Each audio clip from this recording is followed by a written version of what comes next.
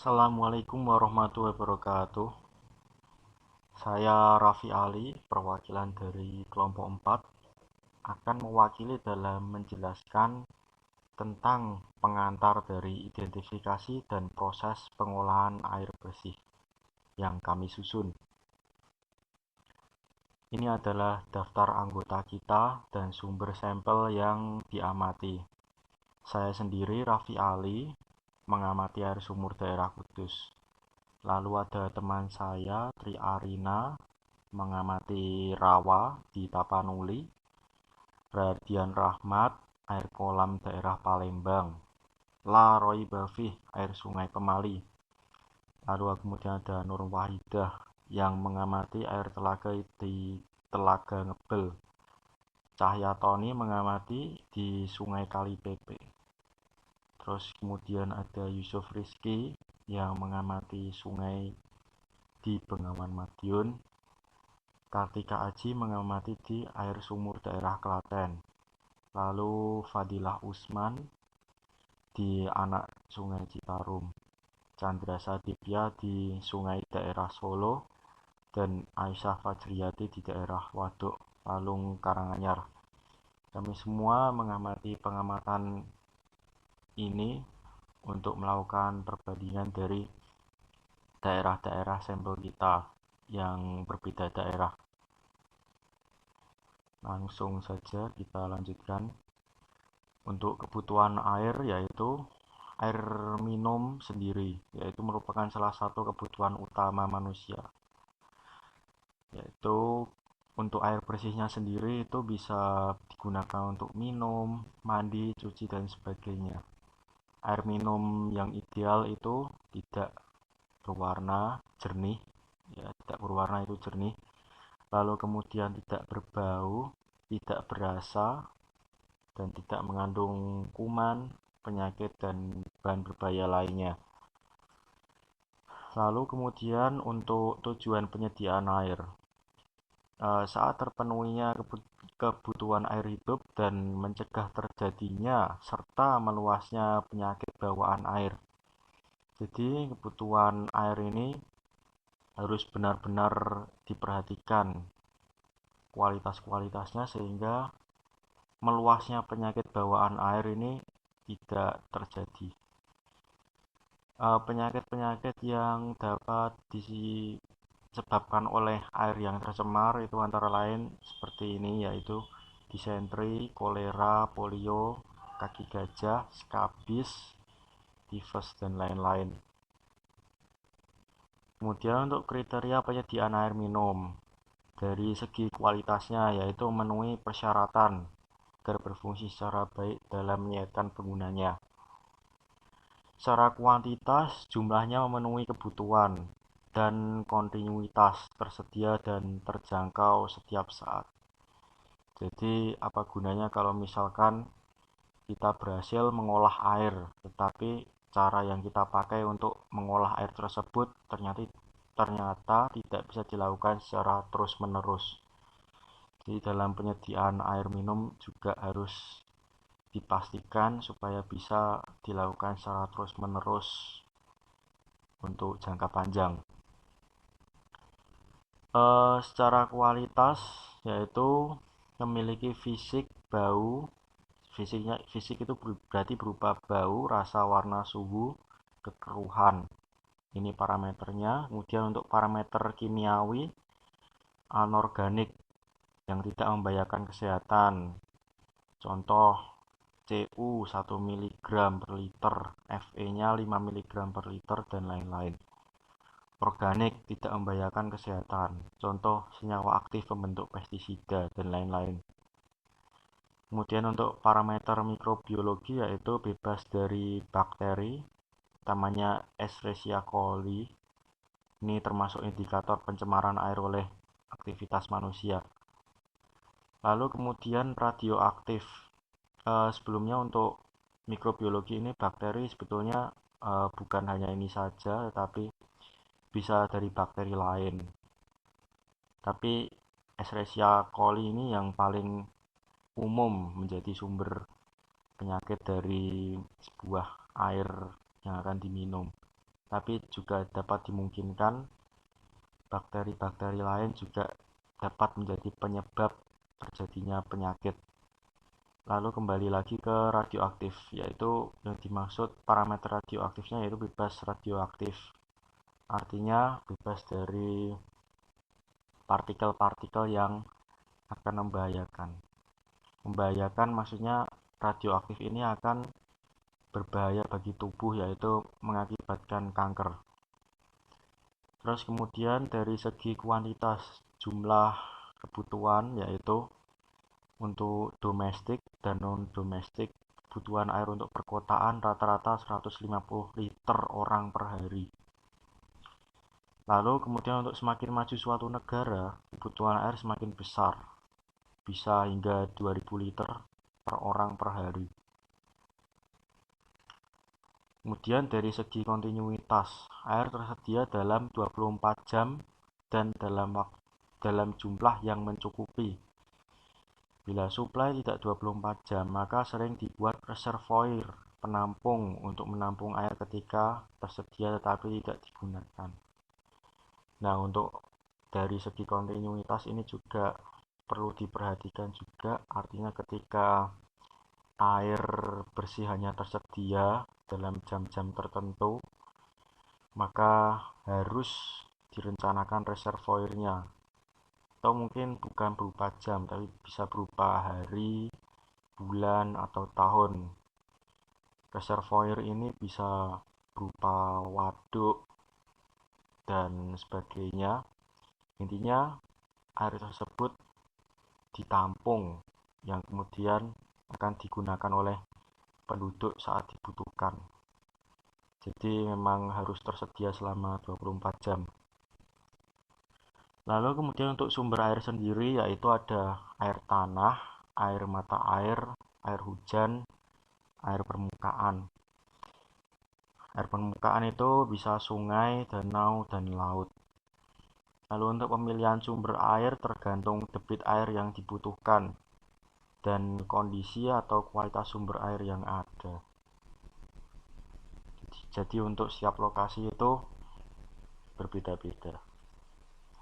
Untuk pengolahan air sendiri ini juga tergantung dari kualitas sumber air. Untuk sumber air dari air permukaan, umumnya pengolahan diperlukan adalah menurunkan kekeruhan dan proteksi dari kemungkinan pertumbuhan bakteri patogen. Jadi untuk pengolahan air ini sendiri juga memperhatikan seberapa tercemarnya air tersebut. Apakah cukup direbus saja sudah langsung bisa diminum, ataukah perlu dengan filter yang kemudian berbagai macam proses perlu dilakukan, atau pemisahan zat kimiawi berbahaya.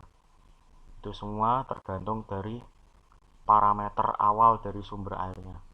Apakah sangat tercemar sedikit, atau sudah tidak tercemar. Demikian untuk pembukaan dari materi ini.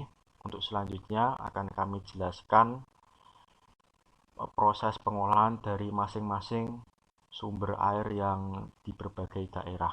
Sekian dan terima kasih. Baik, Assalamualaikum warahmatullahi wabarakatuh. Saya Raffi Ali. Saya di sini akan menjelaskan tentang identifikasi sumber air minum di sumur daerah Kudus. Langsung saja kita mulai. Dalam kali ini kita akan membandingkan parameter air yang berada di sumur. Setelah kita bandingkan bagaimana kejernihannya, bagaimana baunya, lalu kemudian akan kita bandingkan proses pengolahannya setelah diolah akan menjadi bagaimana. Di sini saya akan menggunakan groundwater well sebagai sumber air yang akan digunakan, yaitu sumur air tanah. Untuk kebutuhan air di daerah Kudus, kebutuhan air minum yang disalurkan oleh PDAM di Kabupaten Kudus tahun 2014 mengalami peningkatan dibanding tahun sebelumnya. Tercatat jumlah air yang disalurkan sebesar 6,2 juta meter kubik atau naik sebesar 0,13%. Dengan jumlah pelanggan tahun 2014 banyak 32.348 dan nilainya 22,42 miliar. Tentunya untuk pada tahun ini juga lebih meningkat sepertinya. Berkenaan dengan hal tersebut, untuk memenuhi kebutuhan air bersih, di samping menggunakan pelayanan dari PDAM, masyarakat juga menggunakan sumber-sumber lain seperti air sumur. Air sumurnya ada air sumur pompa, gali, mata air, hidran, dan lain-lain. Ini adalah air sumber yang saya gunakan dalam identifikasi, yaitu berasal dari sumur rumah saya. Untuk identifikasi fisik, jernih, tak berwarna. Kemudian untuk bau, tidak berbau. Sumber pencemaran ini berasal dari bakteri yang hidup di dalam tanah. Jadi meskipun air ini terlihat jernih, tapi air ini diambil langsung dari sumur. Jadi masih dimungkinkan ada bakteri-bakteri yang masih hidup di dalam sumur tersebut dan di dalam tanah sumur tersebut, sehingga masih perlu proses pengolahan dalam penggunaannya. Untuk kadar logam dan sebagainya dipastikan sudah aman. Lalu kemudian identifikasi air bersih setelah proses pengolahan. Jadi untuk pengolahan air sumur yang tadi itu dilakukan dengan mendidihkan air yang bertujuan untuk menghilangkan bakteri yang terkandung di dalam air. Proses ini menggantikan proses disinfeksi yang biasa dilakukan, yaitu dengan menggunakan zat-zat kimia atau bisa dengan klorinasi dan sebagainya. Sekaligus dalam merebus air ini bertujuan untuk meningkatkan kadar oksigen yang terkandung, sehingga air minum tersebut akan baik untuk dikonsumsi dan baik untuk kesehatan. Inilah perbandingan air sebelum dan sesudah diolah.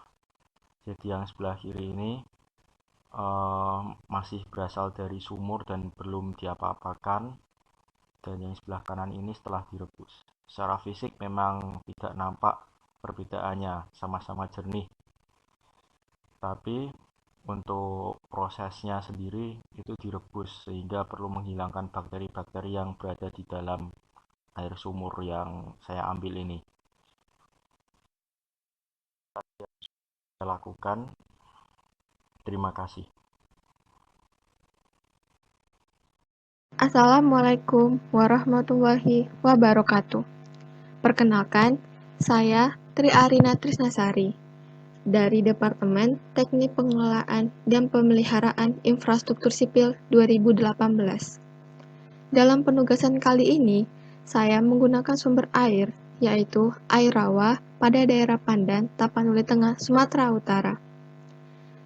Air rawa secara fisik terlihat warna kecoklatan, tidak memiliki bau, dan keruh berwarna coklat karena terakumulasi oleh bahan induk seperti tanah, kotoran kayu, ranting, akar pohon, dan dedaunan yang tenggelam dan mengendap pada dasar rawa selama bertahun-tahun, dan juga populasi tumbuhan rerumputan dan jenis tumbuhan rawa lainnya yang tumbuh subur dan berkembang di atas badan rawa.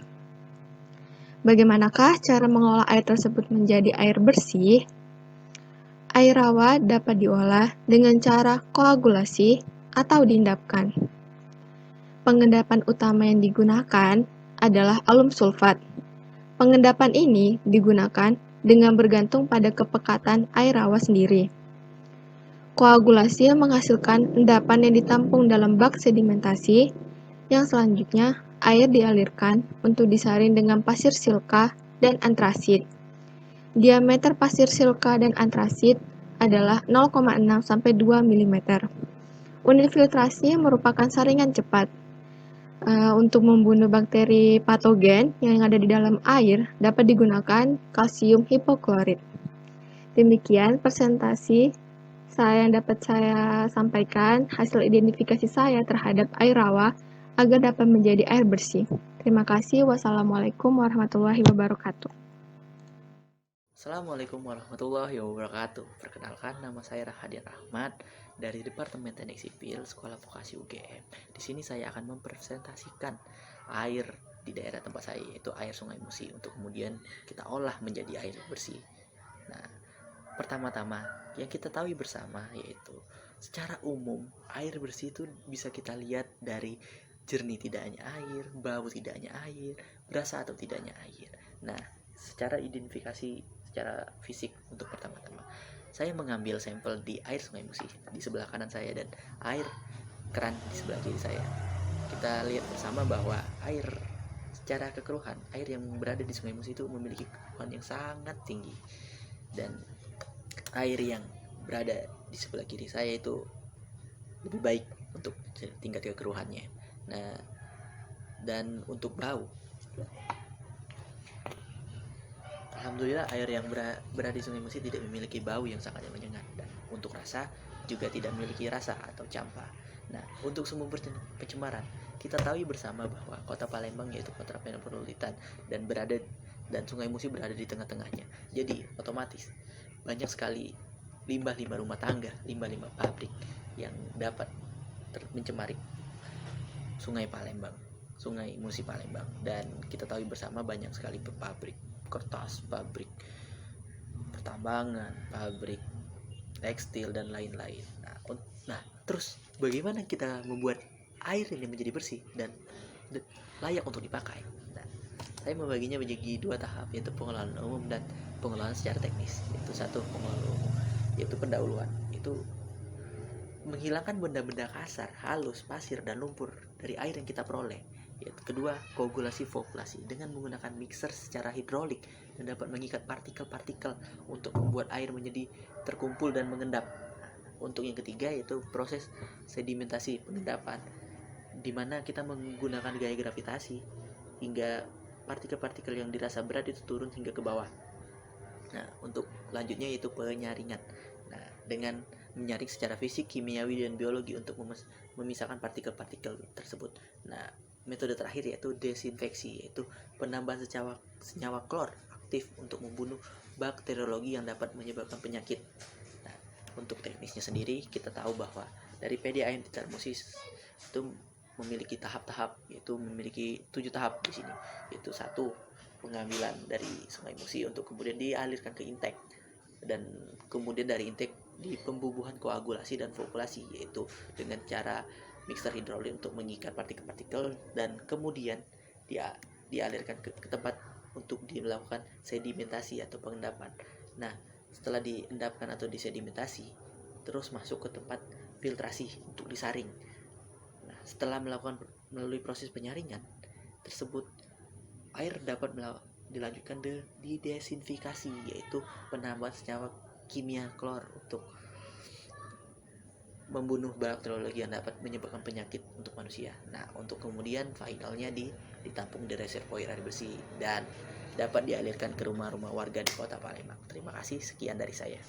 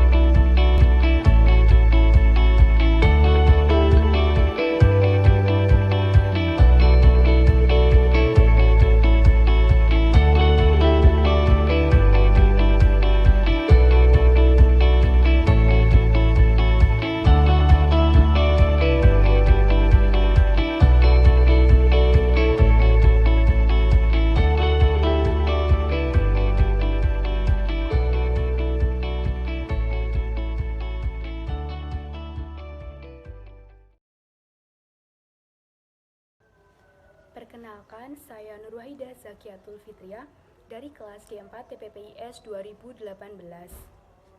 Di sini saya akan membahas tentang air telaga di Telaga Ngebel Ponorogo. Telaga Ngebel adalah danau alami yang terletak di Kecamatan Ngebel, Kabupaten Ponorogo, Jawa Timur, tepatnya di lereng Gunung Wilis. Pemasok air bagi Telaga Ngebel terdiri dari berbagai sumber. Sumber air yang paling deras berasal dari Kanal Santen dan juga air terjun Toyo Marto. Selanjutnya, saya akan mengidentifikasi kualitas air secara fisik. Air bersih secara fisik tidak memiliki warna, tidak berbau, dan juga tidak berasa. Yang pertama, warna. Warna dari air telaga di Telaga Ngebel itu memiliki warna agak kehijauan, karena di Telaga Ngebel terdapat banyak sekali ganggang dan juga enceng gondok yang lama-kelamaan mengalami pembusukan dengan skala yang besar yang mengakibatkan kelarutan oksigen akan menjadi sangat kecil. Yang kedua, kekeruhan air. Air di Telaga Ngebel termasuk air yang tidak keruh. Selanjutnya, suhu air.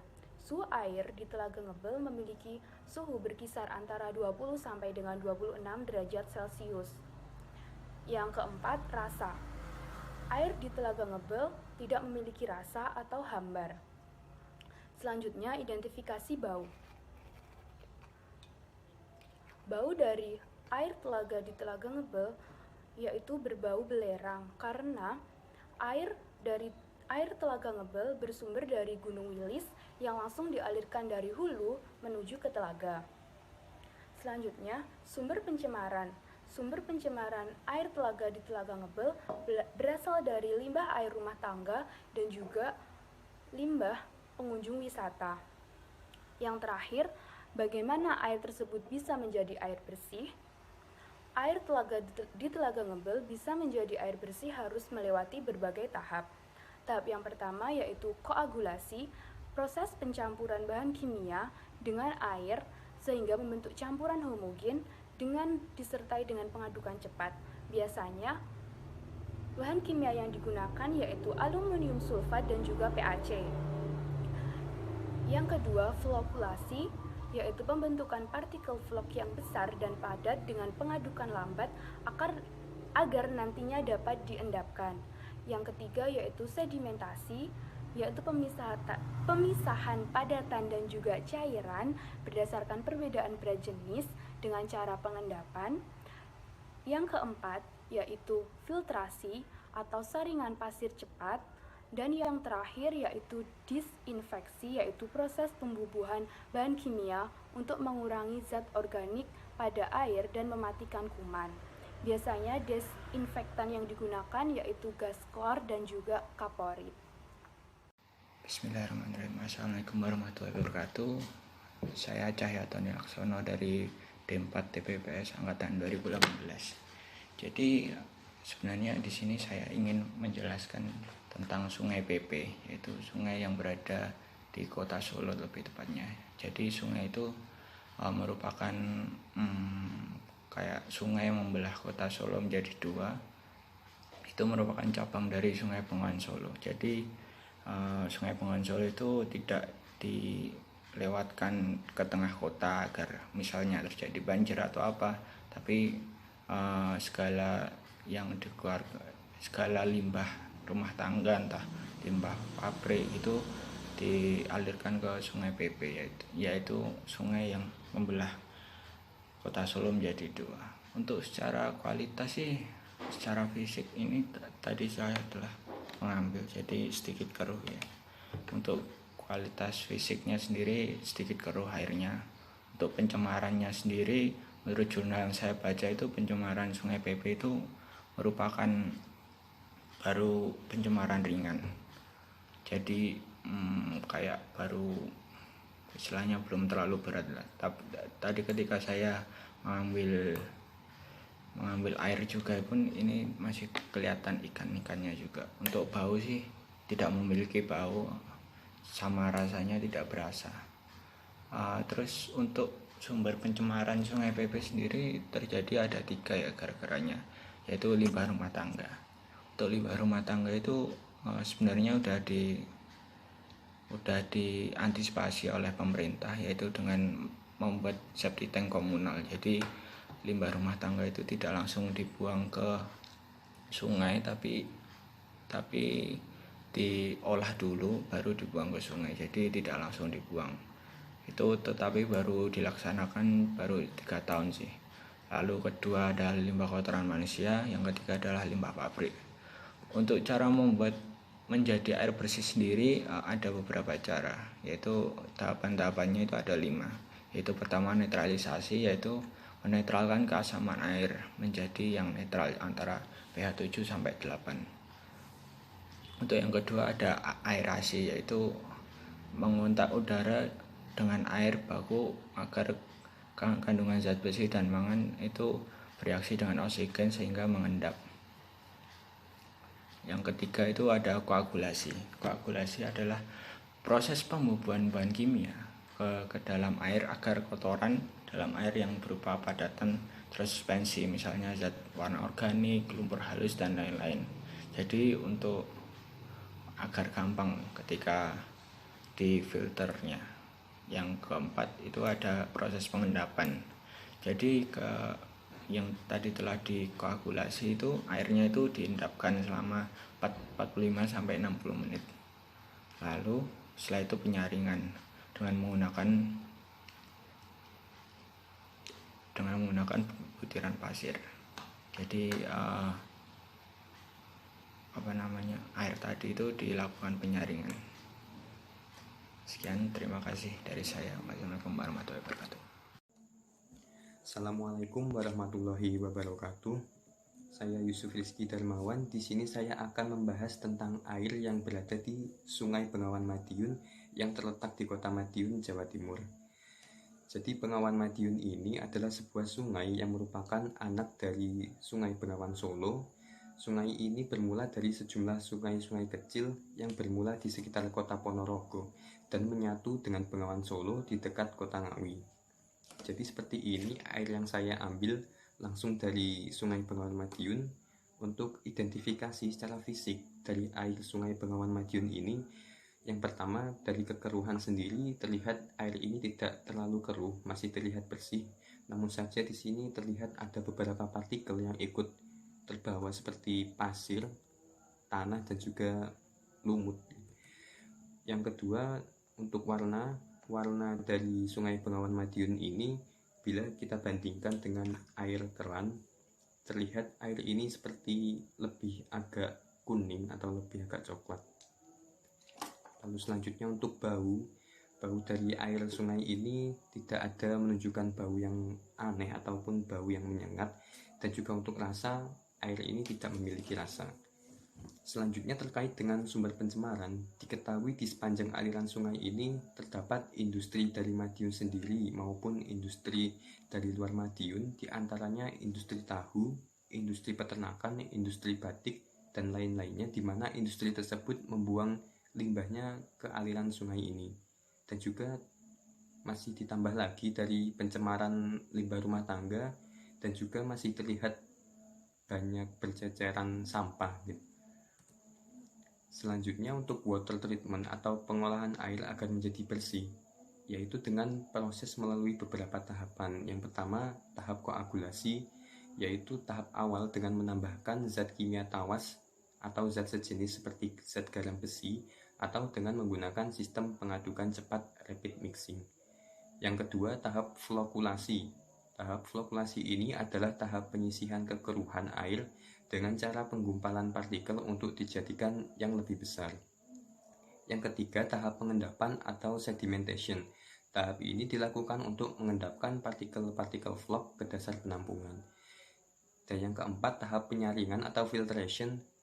Tahapan ini bertujuan untuk menghilangkan bahan-bahan yang terlarut dan tidak terlarut dengan bahan-bahan yang digunakan untuk menyaring seperti pasir, kerikil, dan juga ijuk dan arang. Demikian dari saya. Wassalamualaikum warahmatullahi wabarakatuh. Halo, nama saya Kartika Aji. Di sini saya akan mengidentifikasi air sumur yang ada di daerah Klaten, tepatnya di Bodorejo, Gaden, Trucok, Klaten. Nah, di sini teman-teman airnya tampak bersih ya dan jernih. Lalu ini untuk air mentahnya. Nah, untuk identifikasi yang pertama adalah untuk baunya itu tidak berbau. Lalu untuk rasanya memang sedikit asin jika udah direbus. Setelah itu untuk warnanya tidak berwarna atau bening. Untuk selanjutnya di sini ada perbedaan ketika air sumur ini sudah direbus, teman-teman. Jadi untuk air yang sudah direbus bisa dilihat ini ada tampak endapan kapurnya ya. Nah, jadi begini, untuk kesadahan air sumur di daerah tempat tinggal saya sudah saya identifikasi. Air ini adalah sadah karena yang pertama ketika kita menggunakan untuk mencuci pakaian atau cuci piring, nah ketika air ini bercampur dengan deterjennya atau pasta gigi atau sabun, memerlukan sabun itu dengan banyak agar berbusa seperti itu. Untuk yang identifikasi yang kedua adalah pipa di aliran rumah saya dari sumur menuju ke keran dan keran ke bak mandinya itu emang mengalami kemampetan. Jadi itu karena endapan dari si kapurnya itu sendiri. Untuk identifikasi yang ketiga adalah air setelah direbus akan menghasilkan endapan kapur seperti ini gitu. Untuk identifikasi kesadahan itu saya memakai sumber yaitu dari id.m.wikihow.com begitu. Nah, jadi teman-teman, sebelum air sumur ini bisa digunakan untuk sebagai air minum, bisa dilakukan dengan cara yang pertama, pipa di posisi kerannya sebelum kita masukkan ke ember atau bak itu dikasih filter gitu. Untuk cara yang kedua, ketika air ini mau digunakan untuk minum, nah jadi harus direbus lalu diendapkan baru airnya dituangkan dan diminum.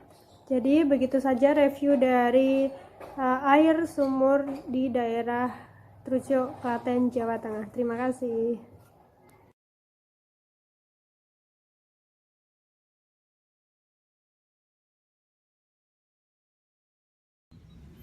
Saya Fadil Usman. Di sini saya akan mengidentifikasi dan menjelaskan mengenai irigasi yang melalui Kota Karawang, yaitu irigasi Kalimalang.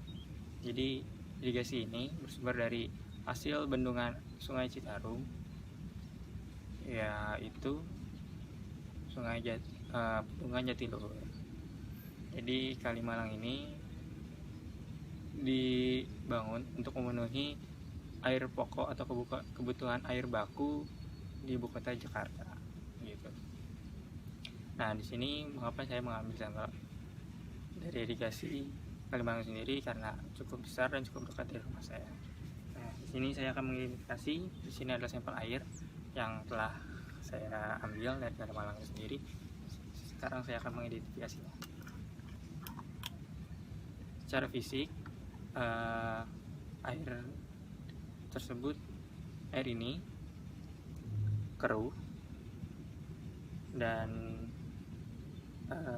ada beberapa kotoran gitu.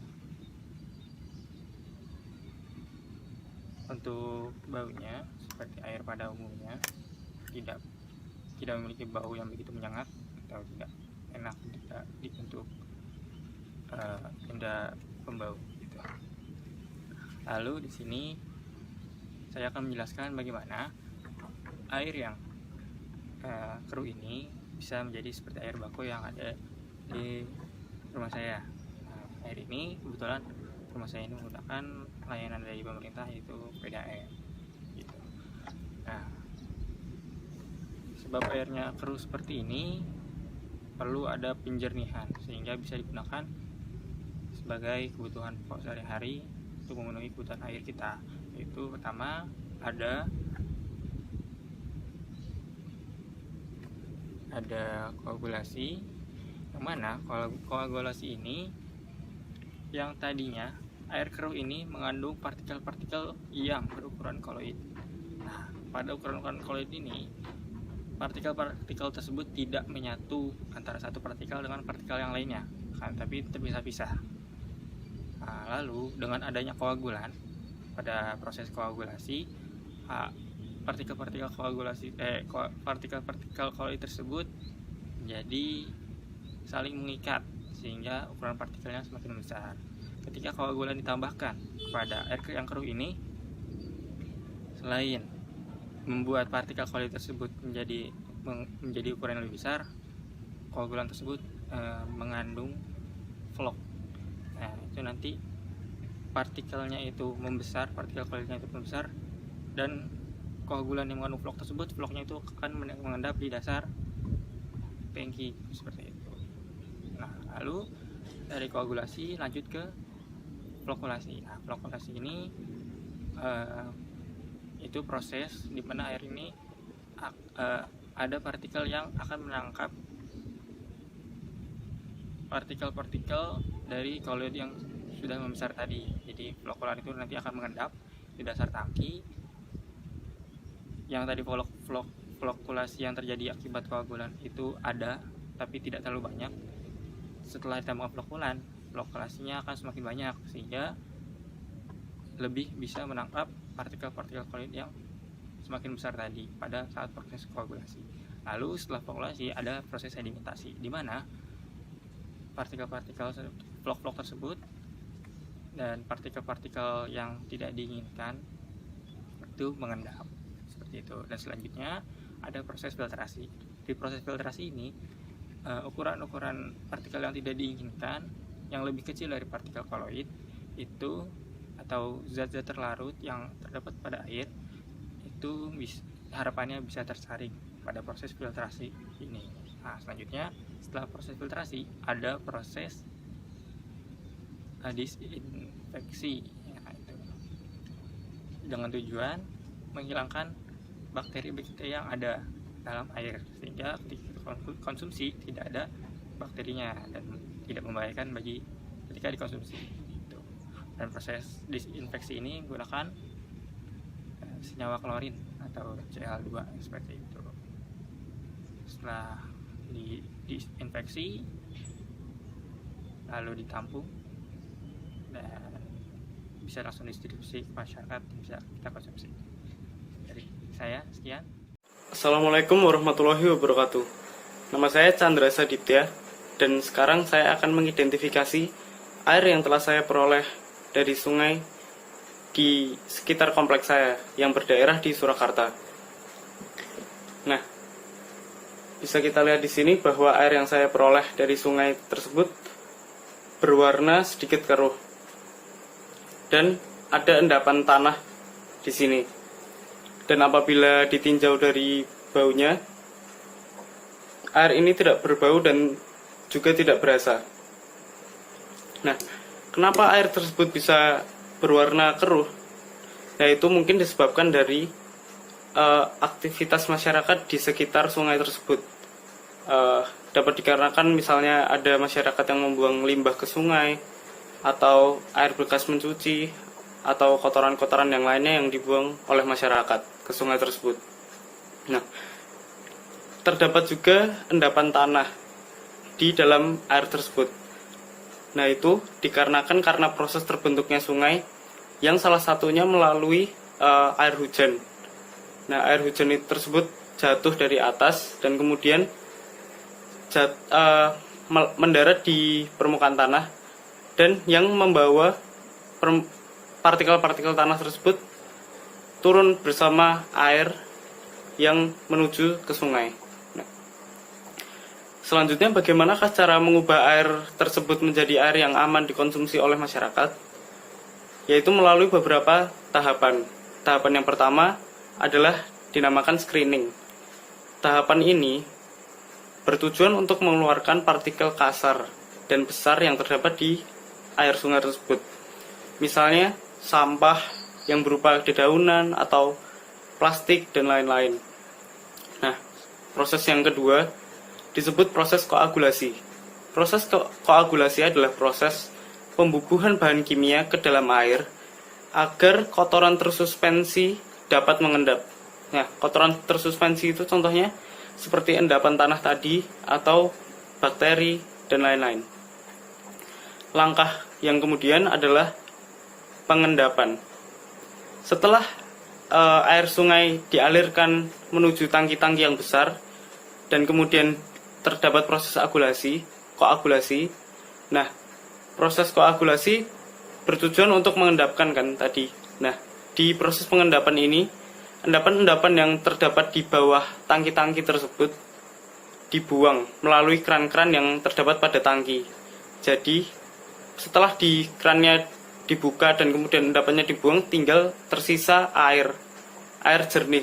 Nah, air jernih tersebut pada proses selanjutnya didisinfeksi. Nah, pada proses disinfeksi ini menggunakan bahan klorin agar air tersebut terbebas dari bakteri patogen yang terkandung pada air tersebut.